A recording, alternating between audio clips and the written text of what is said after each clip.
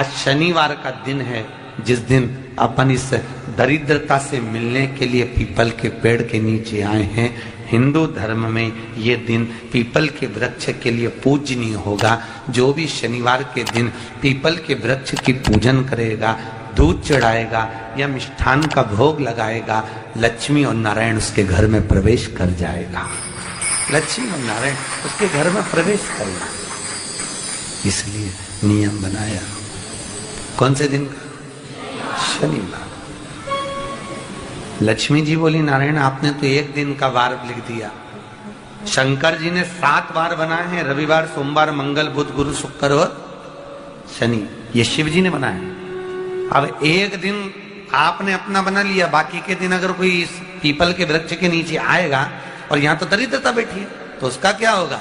भगवान नारायण बोले, सुन दरिद्रता, तेरे से एक विनती है, अगर कोई भी मनुष्य इस पीपल के पेड़ के नीचे अगर 7 दिन में आता है और उसके हाथ में अगर कोई सामग्री होती है तो तू उसके घर में प्रवेश नहीं करेगी। नियम में पीपल के वृक्ष का या तो पानी का लोटा लेकर जाओ, कुंकू का चोपड़ा लेकर जाओ, शक्कर लेकर जाओ, या पेड़ के नीचे चींटी को डालने के लिए आटा ले जाओ, पर खाली हाथ पीपल के वृक्ष के नीचे कभी मत जाओ, कभी नहीं जाना। खाली हाथ जाओगे तो दरिद्रता तुम्हारे घर में प्रवेश करेगी। दरिद्रता उठकर खड़ी होकर बोली, नारायण तुमने अपनी मनमानी करी है, एक दिन मुझे भी मेरा चाहिए। भगवान ने कहा, बोल कौन सा दिन चाहिए? दरिद्रता कहती है, रविवार के दिन इस पीपल के वृक्ष के नीचे मैं दिन भर नृत्य करूं, इसमें रहूं, और जो यहां आए रविवार को मैं उसके घर में प्रवेश करूं। भगवान ने कहा, ठीक है। दरिद्रता, रविवार का दिन एक ऐसा दिन रहेगा जिस दिन तू इस पीपल के वृक्ष के नीचे नृत्य करेगी, और जो आएगा इस पीपल के वृक्ष के नीचे तो उसके साथ प्रवेश करेगी। मैंने तुझे वर दिया। इसलिए हमारे यहाँ केवल पीपल का वृक्ष अगर दीवार में भी लग जाता है ना, किसी की फैक्ट्री की दीवार में, किसी के घर की दीवार में पीपल का वृक्ष अगर लग जाता है, पीपल का पौधा लग जाता है, उसको कितना भी तोड़ लो वो वापिस लग जाएगा। फिर तोड़ोगे फिर लग जाएगा। अगर पीपल के पौधे को तोड़ना है तो केवल रविवार का दिन एक नींबू, एक मिर्ची और बमूल का कांटा, ये 3 चीजें रखने के बाद में आधे घंटे बाद रविवार के दिन पीपल के पेड़ को उखाड़ कर फेंक दो। दूसरी बार कभी पीपल दीवार में लगता ही नहीं, कभी नहीं लग सकता। केवल एक रविवार का, केवल एक संडे, इतवार का। घर में दीवारों पर अगर पीपल लग भी गया है, इसलिए पीपल के वृक्ष को उखाड़ने का, अगर घर में पीपल लगा हुआ है या पीपल का पौधा हमारे घर में लग गया, उसको उतारना, निकालना, लगाना, तो पीपल के वृक्ष को अगर निकाला जाता है तो रविवार के दिन, और अगर पीपल के वृक्ष को कहीं लगाया जाता है तो सोमवार के दिन या मंगलवार के दिन, बुधवार के दिन, इन दिनों में लगा सकते पीपल के वृक्ष कहीं लगाना। शनिवार का दिन एक ऐसा दिन होता है जिस दिन पीपल के वृक्ष को कहीं जाकर लगाया नहीं जाता, क्योंकि शनिवार के दिन पीपल के वृक्ष के नीचे लक्ष्मी रहती है। हम अपने हाथों से अगर पीपल का वृक्ष किसी दूसरी जगह पर शनिवार को रोपित करते हैं तो हमारे घर की लक्ष्मी अपने घर से छिन्न होकर चली जाती है। इसलिए शनिवार के दिन पीपल लगाया नहीं जाता, किसी के घर जाकर उसको वापस पलटा नहीं जाता। लग गया उसको डाल। प्रभु मेरी धर्म पत्नी को कहाँ रखूं आप बताओ? वो तो जहां यज्ञ होता है, अनुष्ठान होता है, दान होता है, पुण्य होता है, सत्कर्म होता है, वहां जाने को तैयार नहीं। अब करूं क्या? भगवान ने बोला, एक काम करो। दुर्वासा जी बोले, जिसके यहाँ रात्रि में बर्तन झूठे पड़े रहते हो उसके घर में इस दरिद्रता को लेकर तुम प्रवेश कर जाना। जिसके यहाँ रात्रि में बर्तन झूठे पड़े हो वहां लेकर प्रवेश कर जाओ। दूसरी जगह दुर्वासा जी बोले, जो स्त्री घर में दोपहर के समय पर सो रही हो उसके घर में इसको लेकर प्रवेश कर जाइए। जो स्त्री दोपहर के समय में घर पर सो रही हो इस दरिद्रता को लेकर प्रवेश कर जाइए। तीसरा, जिसके यहाँ पर दरवाजे पर कांटे वाले पौधे लगे हों उस घर में इस दरिद्रता को लेकर प्रवेश कर जाइएगा। दरिद्रता, कितनी सुंदर बात कही है। दाता और विधाता, कौन कौन? दाता और विधाता। लक्ष्मी और दरिद्रता के सगे भाई हैं। कौन कौन? दाता और विधाता। दाता को फिटकरी प्रिय है, विधाता को नमक प्रिय है। ये दोनों हमेशा लक्ष्मी को और दरिद्रता को दोनों को समझाते थे, दोनों में प्रेम बढ़ाते थे। आज भी हिंदू धर्म की रीति है, यहां तो ठीक है, जिसके यहां पर भी अगर थोड़ी सी भी परेशानी होती है, थोड़ा सा क्लेश होता है, अशांति होती है, लक्ष्मी नहीं टिक रही हो, काम नहीं बन रहे हो, बहुत प्रयास करा जा रहा हो और हमारा कार्य नहीं होता, तो क्या करते हैं? फिटकरी और नमक को पानी में डाल देते हैं और घर में पोछा लगा देते हैं। आप लोगों ने आजकल फेसबुक पे भी पढ़ा होगा, व्हाट्सएप पे भी पढ़ा होगा। तो क्यों लिखा उसमें? उसका कारण ही केवल ये है कि दाता और विधाता की प्रियता उसमें।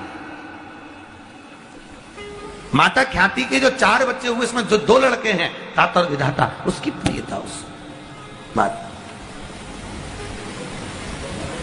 उसकी पूर्णता उस। अब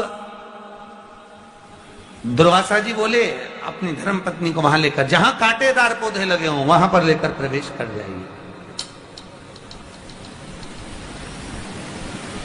कांटेदार पौधों में उस दरिद्रता का निवास हो गया। कितना विचित्र कथा यहां वर्णन करी है।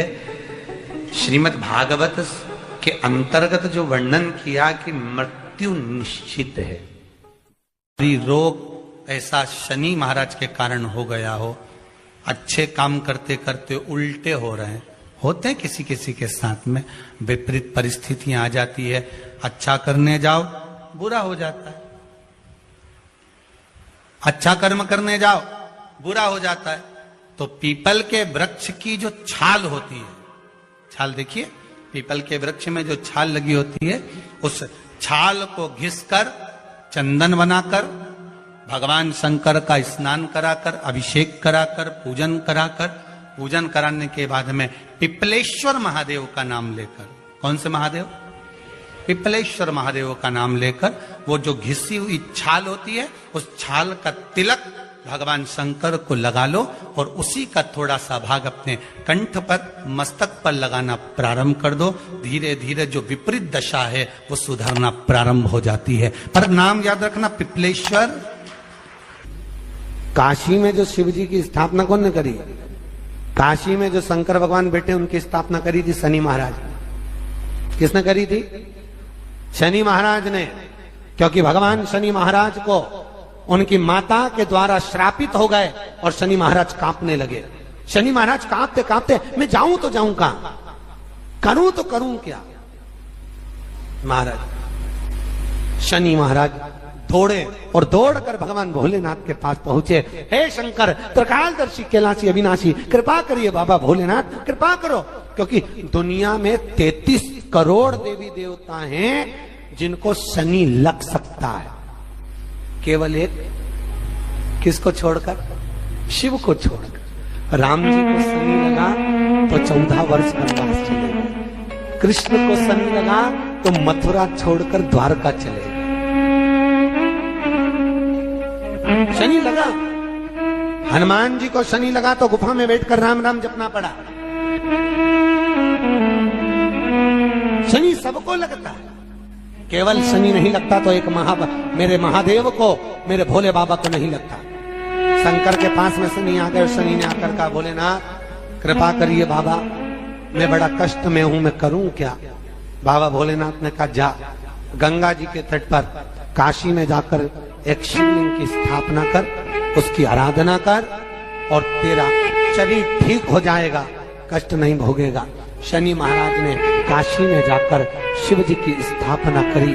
आज भी नियम है, जिसको शनि लग जाता है एक काजल की डिब्बी ले लो और काजल की डिब्बी को 21 बार उतार कर उसको एकांत में जाकर, जंगल आदि में एकांत में किसी पेड़ के नीचे इतना सा खड्डा खोद कर उसमें काजल की डिब्बी को डाल दो और मिट्टी से पूर दो, उस व्यक्ति का शनि समाप्त हो जाता है।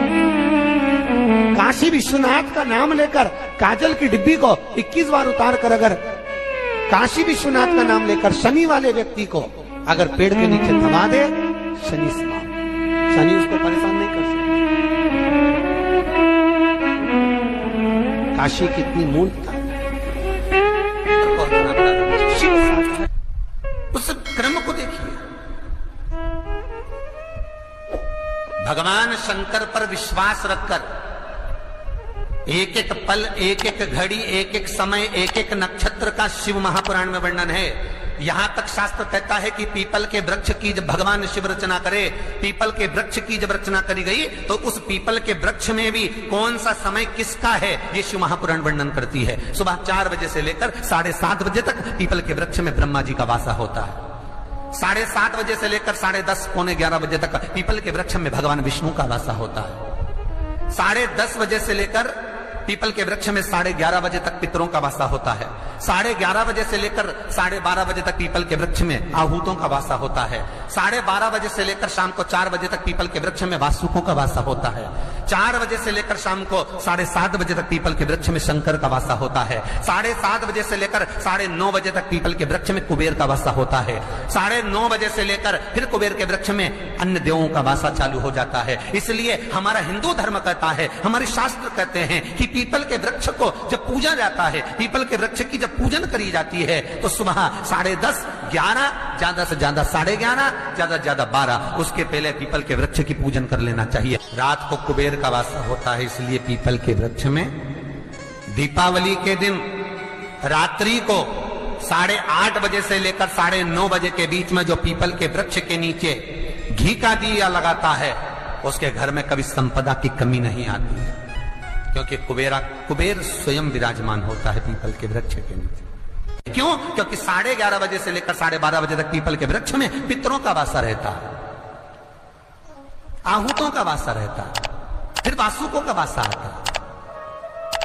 पितृ किसको कहते हैं? महाराज जो पूरी उम्र लेकर चले गए और उनके भीतर अभिलाषाएं बहुत थी, मैं ये भी करना चाहता हूं, मैं ये भी करना चाहता हूं, वो पितृ हो जाते हैं। आहूत किसको कहते हैं?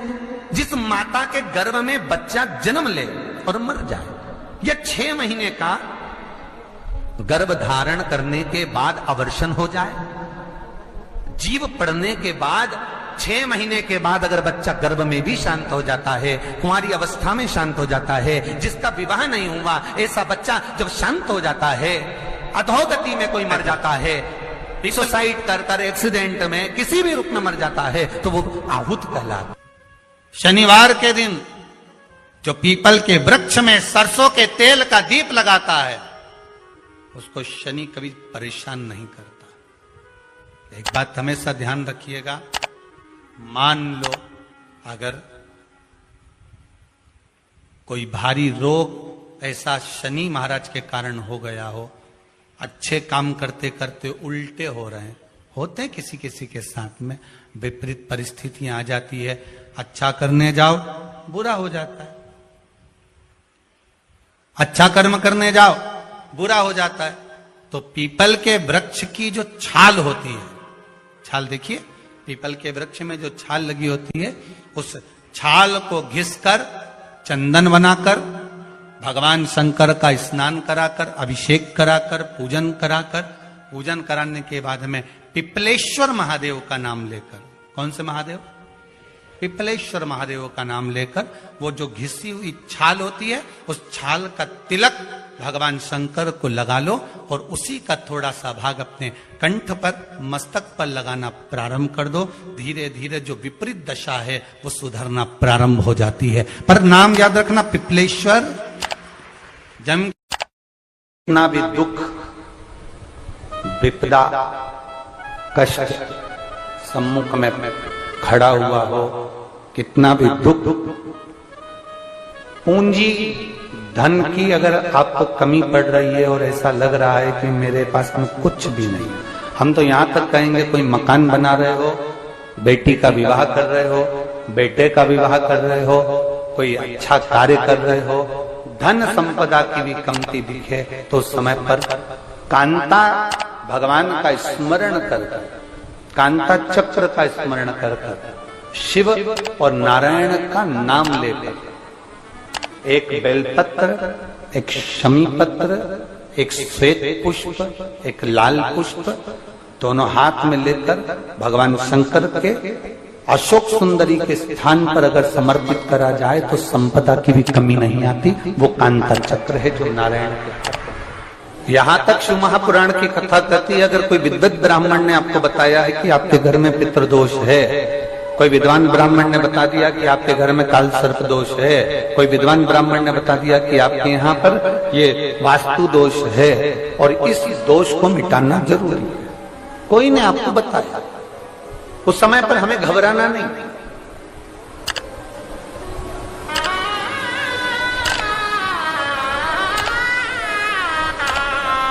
उस समय में घबराने का क्रम नहीं है। कहते हैं पीपल का जो जल झड़ता है पीपल के वृक्ष से, आप लोगों ने कभी देखा है कि नहीं देखा, वो हमको नहीं मालूम।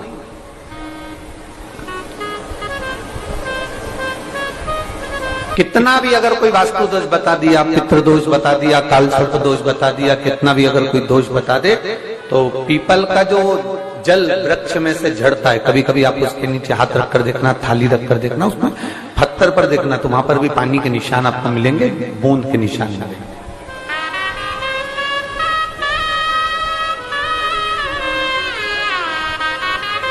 मात्र उस पीपल के वृक्ष के जल की एक बिंदी, एकमात्र बिंदी, शंकर भगवान का जो शिवलिंग है जलाधारी है, चरण है, गणेश कार्तिकेय का स्थान है, अशोक सुंदरी का स्थान है, और प्रत्येक जलाधारी में से पानी बीच में से आकर नीचे की ओर गिरता है, नीचे की ओर गिरता है। आप लोगों के स्मरण में हमने पहले भी बताया कि राइट में किसका स्थान है, गणेश जी का, लेफ्ट में कार्तिकेय, बीच में अशोक सुंदरी। ये क्या है, पार्वती जी का हस्त कमल शिवलिंग, और ऊपर से जो जल एक एक बूंद शंकर जी के शिवलिंग पर गिर रहा है, वो शंकर जी की 5 लड़कियां जया, विषहरा, शामली बारी, दौतली और देव, शंकर जी की 5 लड़कियों एक एक बूंद पानी शिव जी पर गिरा। जहां जल नीचे गिरता है उस स्थान से जहां तक जल बहकर जा रहा है उस स्थान तक 33 कोटि देवताओं का स्थान, 33 कोटि देवताओं का स्थान। अब जहां पानी आया, जहां नीचे गिरा, उसके बीच में जो स्थान होता है, आप लोगों ने देखा है कि नहीं देखा? जिनने देखा है जरा हाथ उठाओ। ये पानी जैसे यहां तक आया और यहां के बाद नीचे गिरेगा, तब वो नाली के माध्यम से बाहर जाएगा। तो जितनी दूर यहां से वो नीचे की ओर जो गिर रहा है, यहां से वो नीचे की ओर जो पानी जा रहा है, ये जो स्थान होता है, ये हमारे 3 दोषों को निवारण तुरंत कर देता है। एक हमारा पितृदोष, एक हमारा काल सर्प दोष और एक हमारा वास्तु दोष का निवारण ये तुरंत करता है। और ये तो हमने केवल आपको शिव महापुराण के माध्यम से बताया कि ये 3 दोष का निवारण कर देता है, पर यदि कभी आप ध्यान से लिंग पुराण को पढ़ेंगे,